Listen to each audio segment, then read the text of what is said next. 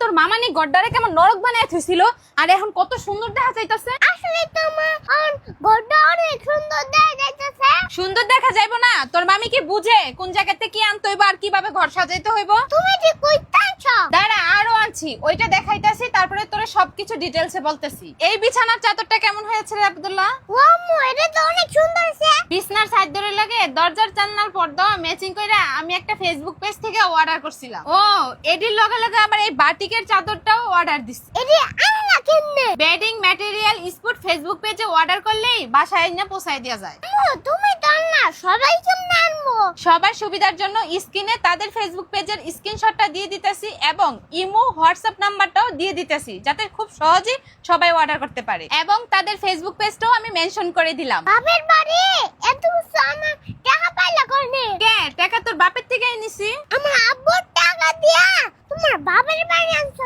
আঙ্গো বেতে আনতা, আবার আমার দাদের এই দিতা। তোমার সব জায়গায় এত পাকনামি করা লাগবো কে? কারে দিমু না দিমু সেটা আমার দামি বুঝুম, তুই এটা জানুন। ঠিক কথা কইলেই দোষ।